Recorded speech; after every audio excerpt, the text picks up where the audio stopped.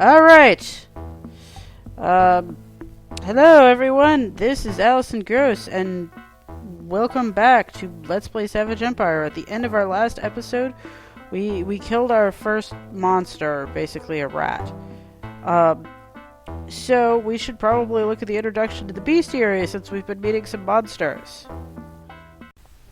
The fauna of Aoden. This is a pretty amusing picture of this guy being dragged along by this, probably some sort of raptor-esque dinosaur. I note with dread the upcoming end of blank pages in Mr. Malone's fabled notebook, and will strive to distill the rest of my commentary. In so doing, I will no more than briefly mention the more mundane varieties of animal life to be found here. A great variety of snakes, particularly vipers. Great, I'm sure they will poison us. The strictures do not seem to have survived here. A large and beautiful species of black jaguar, which has been very successful in the environment. A great variety of parrots, and will instead concentrate on the more extraordinary forms of animal life to be found here. Unfortunately, I can no more than briefly mention the variety of enormous cave spiders to be found in the Valley of Aoden. They probably poison us too. This is a web-building spider, an absolutely huge species. One example I have seen measured 6 feet across with legs and at extension. They occupy certain caves in the valley, but do not rely on the bounty of their webs. They go foraging at night. I have not had the opportunity to study them and can not offer much in the way of scientific discussion of their origins. I mentioned survivals earlier, specifically speaking of species which here have survived the extinction which befell them in the outer world. There are many such cases of survival here, and I will address several of them briefly. You would doubtless scoff at this listing, dismissing it as impossible, an attitude I encourage among the scientifically minded. But I must also insist that when qualified scientists have come here and seen what I have seen, the scoffing will cease. Among the animal types to be found in the Valley of Aoden are the following, most of which will be trying to kill us. Alright, we're just finding out where this road goes. Ooh.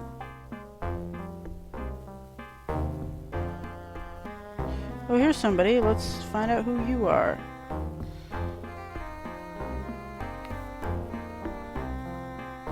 You see a ruggedly handsome warrior. Yes, Allison Chris, how do you know who I am? You Shamaru? It is Docray. Docray. Yeah, Dupray, you fucktard.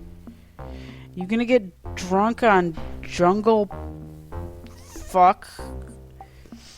Docray quests across all the Valley of Aoden, fighting bad things like the Myrmidex. Aoden, yes. He waves his hands as if to compass all the world. This land is all the Valley of Aoden. Docray thought that Aoden was all the world until Elson Gross came from outside, so Intanya says. And yeah. Intanya is shaman of the Kurok tribe, but Intanya is far more. Intanya keeps his ear to the ground for all the valley, tries to keep wars between the tribes from becoming too fierce, tries to keep the Myrmidex at bay.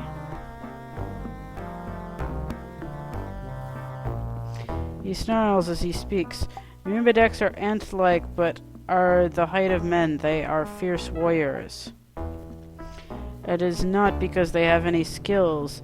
They do not, but they are without fear and without pain. They come into the human villages and kill the people, especially the weak and the young. Docray hates the Myrmidex, but Docray cannot make the tribes unite against them. And what tribe is this? The tribes fight one another even as the Myrmidex move among them and kill them. The tribes must unite to fight the Myrmidex, but Docray cannot persuade them to unite. The chiefs will not listen to Docray.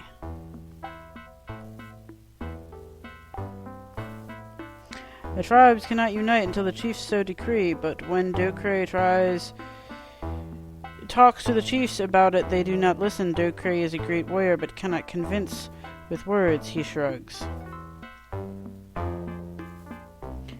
He considers briefly, then nods. Docray would like hunting with Allison Gross. Docray will join. Yes, let us stop talking. Docray and Allison Gross should go find something to smash. Yay, okay, let me look at you, Docray. You've got... What the hell is this? No, you're switching over to...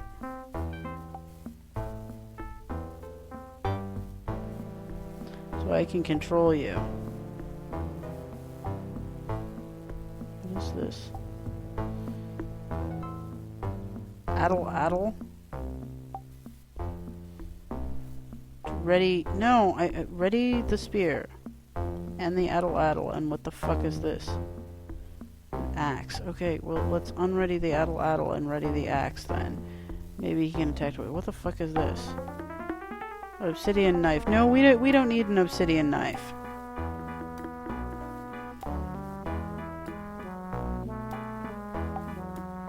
Oh! Must save. This is important. Yes. We got a new party member. Saving time. Oh, hey, look, here's another person. Maybe we can find out where we are. You see a lean, tan native wearing very little... Oh, God! Fuck you! Native stands back, eyeing you cautiously. Wow. Good job. We're all hunting on the vast Pandeiro plains, fishes in the lakes and rivers. Pandeiro catch many fish from rivers and lakes. Okay, so this is a tribe. Let's look up who they are. Pandeiro.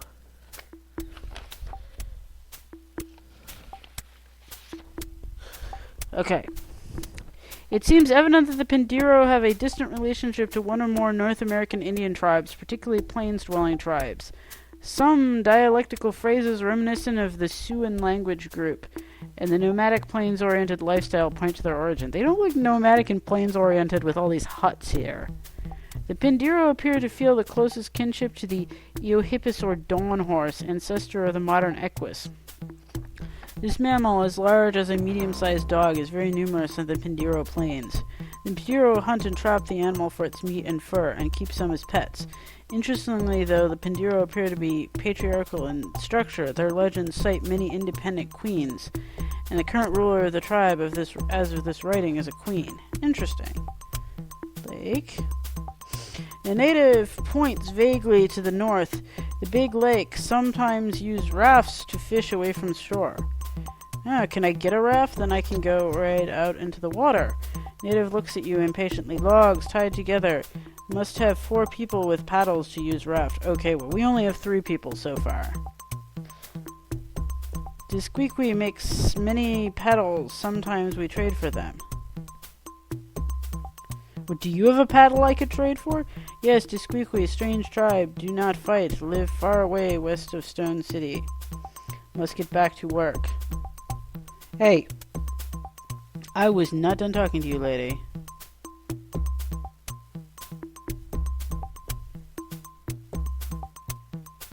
Whatever.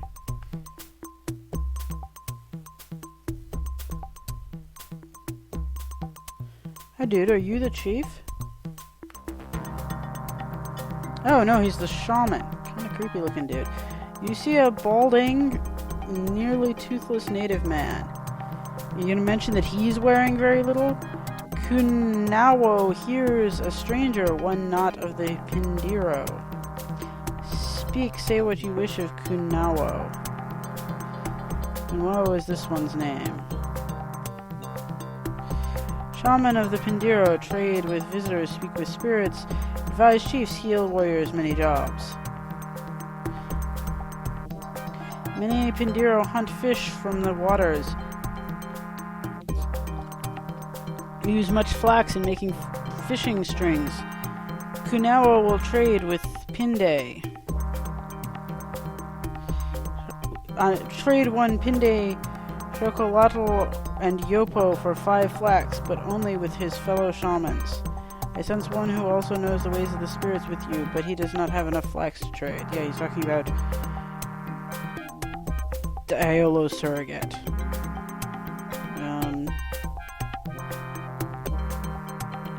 There are many spirits. Spirits of the plains, animals, rivers, many spirits. They speak to Kunao. Kunao speaks with chief and warriors. Tells them what spirits say. Kunao must ask spirits to help him heal sick and wounded tribesmen. Shaman tilts his head as though listening to the voices you cannot hear. Kunao grasps for breath and shakes violently. A wild, hot wind wisps across you. Spirits of Cuckoo's Kunao invokes your blessing upon Triolo, and Triolo is healed. An exhausted gasp, the ancient shaman sags onto his seat. Spirits are most kind today, all are well again. Pandeiro. The Pandeiro are, he stops and stares at you with sightless eyes. Spirits' voices of Tunkunao that one named Allison Gross would come to the valley. Allison Gross, strange name. There are other strangers in the valley with strange names. Pandeiro warriors tell Kunao of Fritz, who fights without weapons. Fritz has won the respect of many. Spirits have told Kunao of another who has changed much of the lives of the Huatla, but the spirits do not tell his name. Fritz? Fritz has chosen to live within the caves west of the Great Lakes.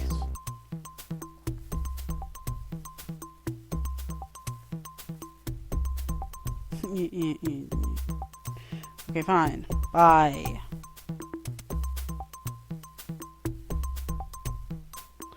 Yeah, but at least I get here. Oh god, Docray has a fuck ton of hit points. Hi, are you gonna tell me that this woman is wearing very little? Yes, you are. Which woman is wearing very little? All of them. Oh. And who's telling you that? It's their in-game descriptions.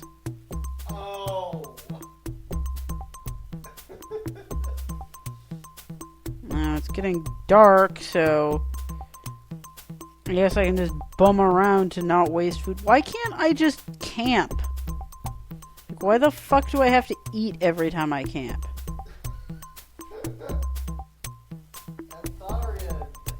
Ah, there's the chieftain. You see a sharp-eyed matriarch with graying hair. Another stranger, word has reached the Pandeiro that such a warrior roams the valley. What does the stranger want among the Pandeiro? The warrior addresses Inara. I am the queen of the Pandeiro tribe. The Pandeiros are plains runners. We live free on the open plains. Yeah, except that you're not on plains and you're in huts, hunting beasts of the fields and fish of the water. Our enemies are the Baracos. Okay.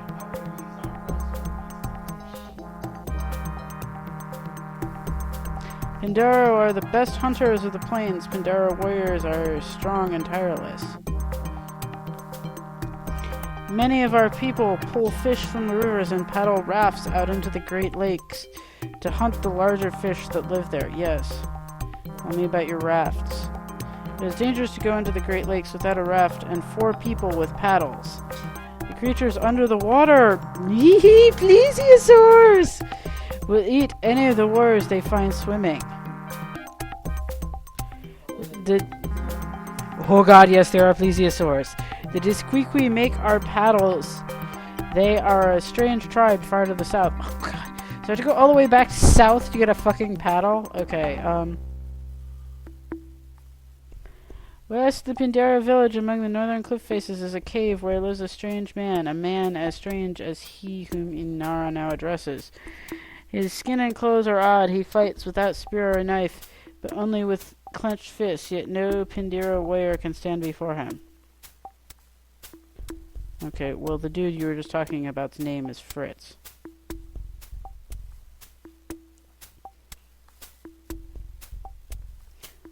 And blah, blah, blah. Who are the Baracos? Baracos live to the west and south. They dwell on the slopes of the mountains. They come into Pandeiro territory too often. We beat them back.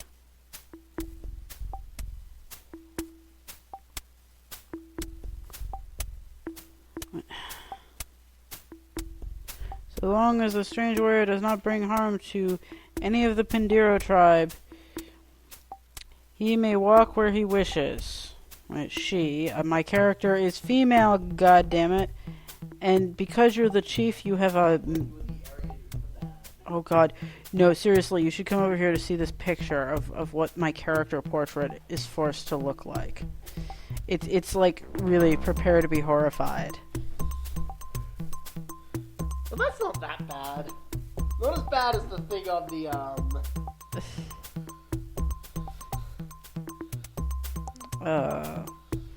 Fornius says that isn't that bad. I think he is on crack. No. There was something in here that was just awful.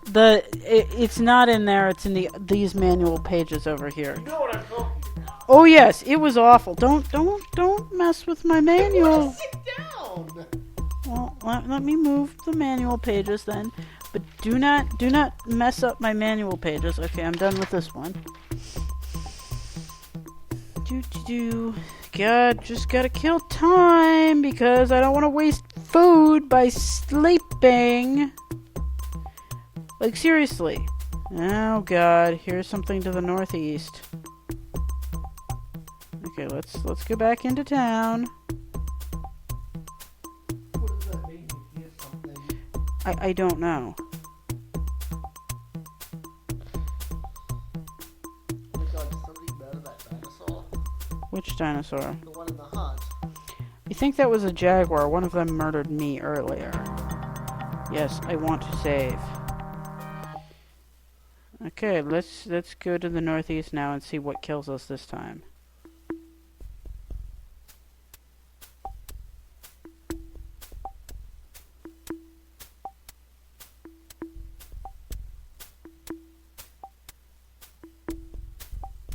Oh, this is a raft. I think. Yep, you see a raft. I miss this not being Ultima. I'm expecting it to be like, thou dost see a raft. Okay, well, I guess I didn't actually hear anything to the northeast. Or whatever it was it left. Yes. No, earlier, I was just walking through town. Like, the original starting town, and suddenly, bam, I literally run into a giant jaguar, which proceeds to just kill me.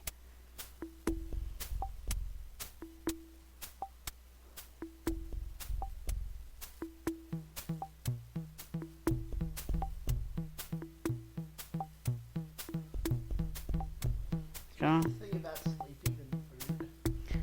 If you go to sleep, you eat food every time you go to sleep. What happens if you have no food when you go to sleep? Well, I don't know. I haven't found that out yet, and I don't know. It's almost daytime again. Oh look, it's a boomerang. Yeah, it's a toy boomerang. Fornius is very, like, dismissive of the rest of the world's concept of boomerangs.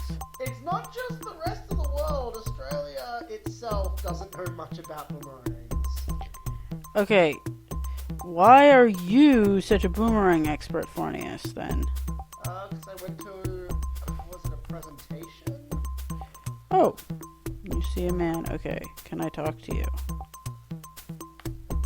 Nope. But he looks like somebody that...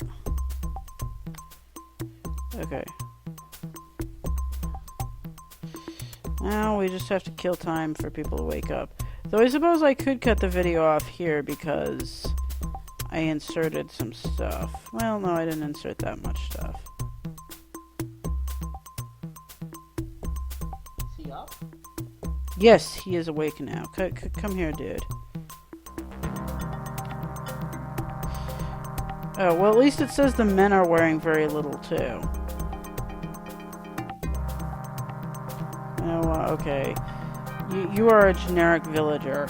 It seems like 90% of the people in this game are generic villagers. I am really disappointed. This does not have the kind of enjoyable conversation that Ultima usually does.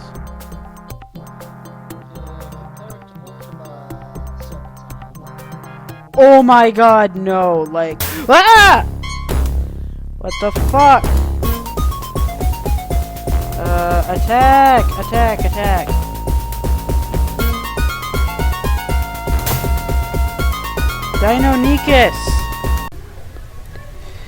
Deinonychus.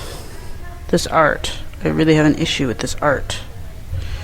Like, they couldn't even draw a whole dinosaur. Family Dromaeosauridae.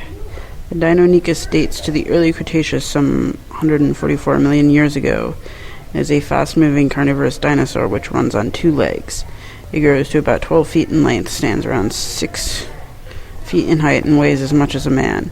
While living with the Yolaro tribe, I had the opportunity to see a pack of Deinonychus hunting, attacking, and killing a juvenile Apatosaurus. Most remarkable and illuminating sight. It is my hope that in future lectures I may provide commentary on the social structure of the Deinonychus and other sauron species.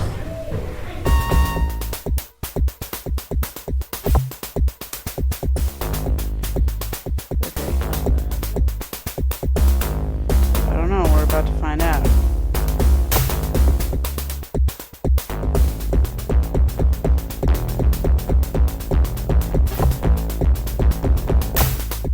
Oh, we killed it. Okay, so how do I loot?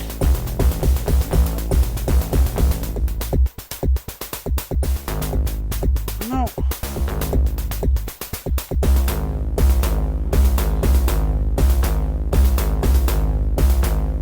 Get 1 spare. Oh.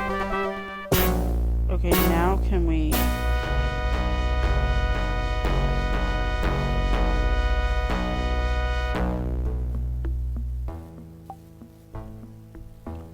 How do I loot corpses? Maybe items drop on the ground. Yeah, I guess.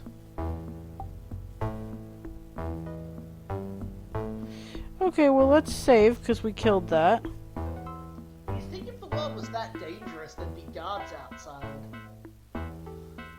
Yeah, it's probably not so dangerous for them. Okay, so we're running short on time, so... time to cut the video off here. Until next time, everyone. Bye! Bye.